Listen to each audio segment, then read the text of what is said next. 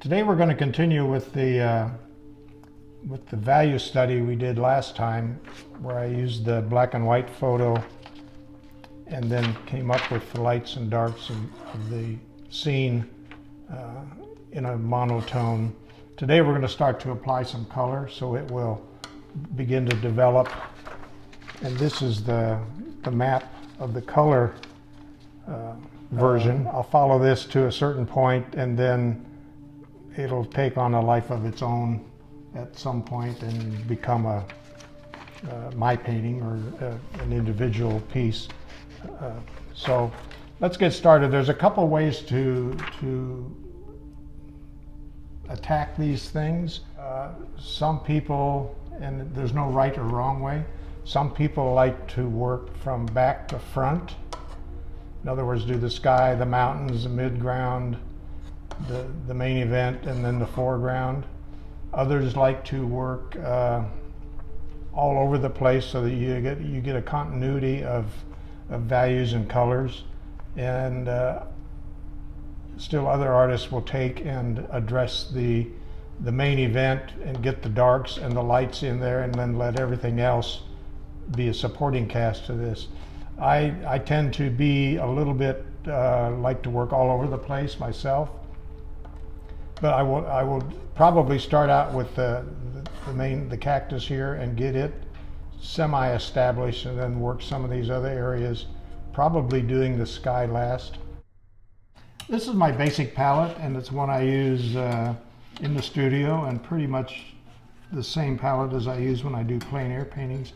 These are my mixtures over here, my earthy tones, burnt sienna, yellow ochre, cad yellow, and I have my white, cadmium orange, cad red light, alizarin crimson, dioxazine purple, ultramarine blue. This is a new Michael Harding color that I'm playing with. It's some kind of a light blue, but I like it.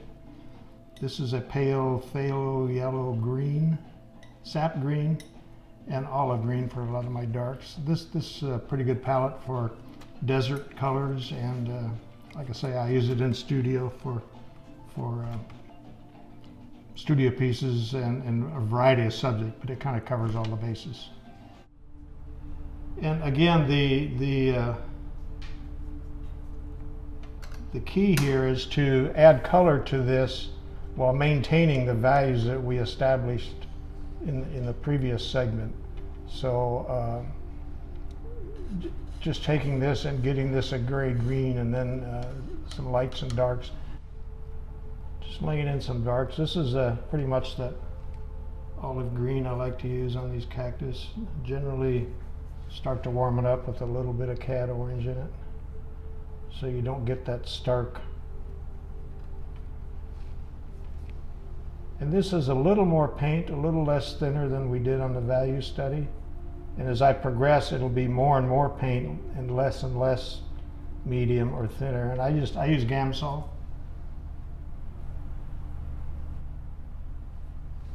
Now this guy back here is the same image. It's further away, but for now we'll just go ahead and put in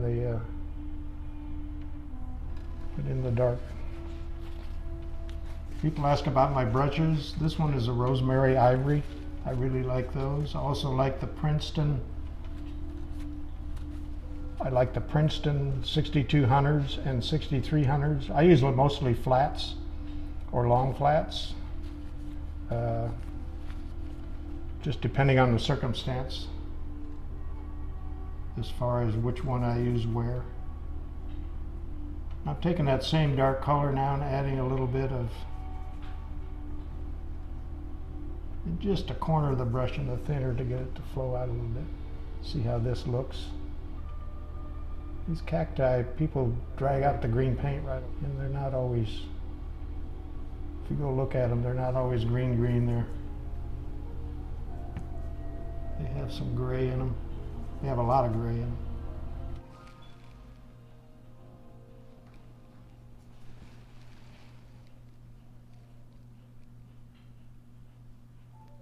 As I explained in the earlier video with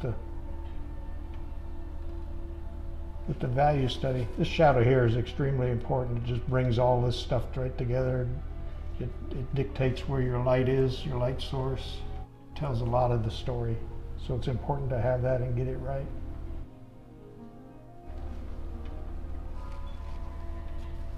My next step would probably be to move back and get those big mountains in the back, get those established. So we want to keep this, it needs to be a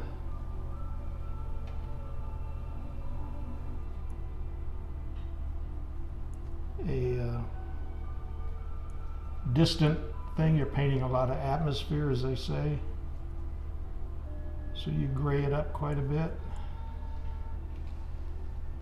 Keep in mind our light source is, sometimes I will even, if I've got a light source, I'll say, this is my own reminder.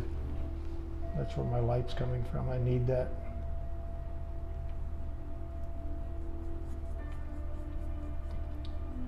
This is the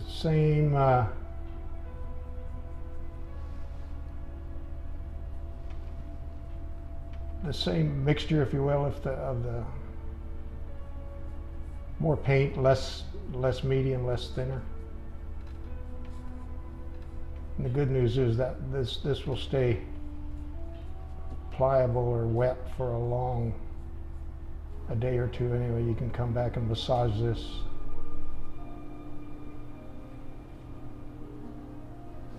Anytime. Kind of ad-lib this as you go.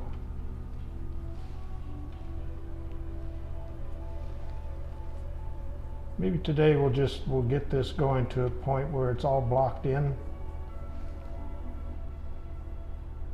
And then we'll do another segment and come back and start adding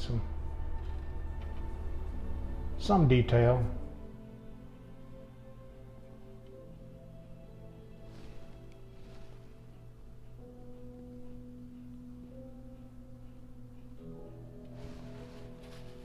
And as we come forward, you just start to get this red earth, Arizona dirt look. It's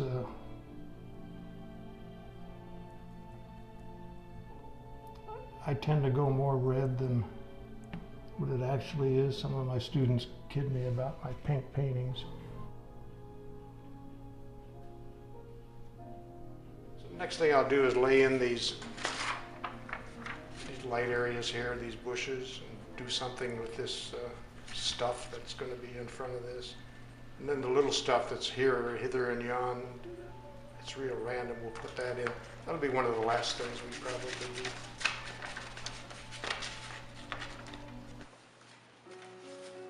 So I'll go back to my, my dark green and get these shadows in. There's a lot of that same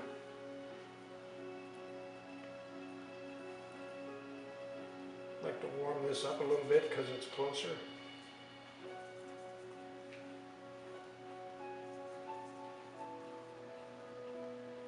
Let that warm.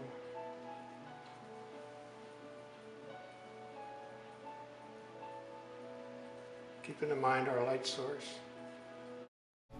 It's important when you're doing a painting like this. This is kind of naturally, it's a pretty good composition in a photograph, but it will. If you start to layer, this plant is in front of this, and this is in front of that, this is in front of that partially, and then this group here is in front of that group there, and so it gives you some nice depth to the composition.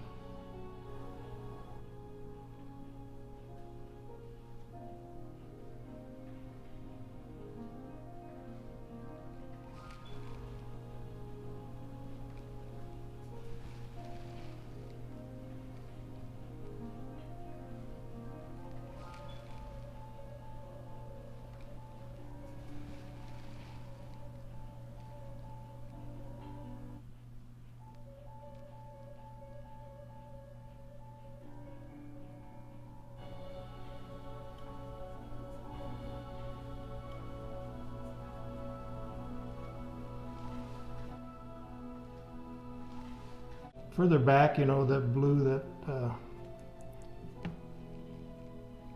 cool colors recede.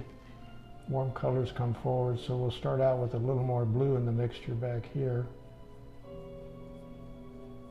and then warm it up as we come forward.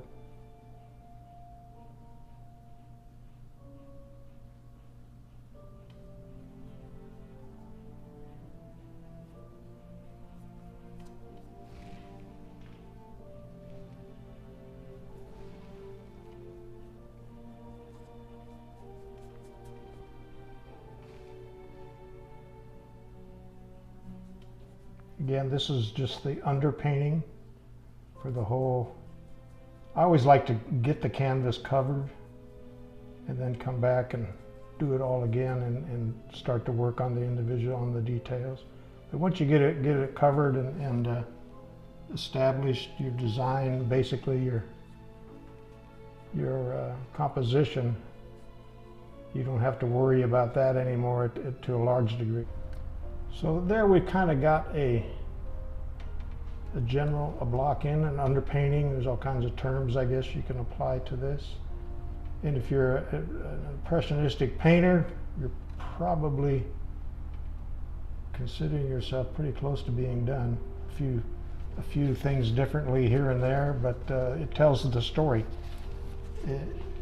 Most paintings will come to this stage, no matter if you're painting realism or realistic or photorealistic. There's all kinds of terms again, but where you stop and where you leave it is what, in my mind, what determines what kind of a painting you end up with. The basis is there, and how far you take it is up to you.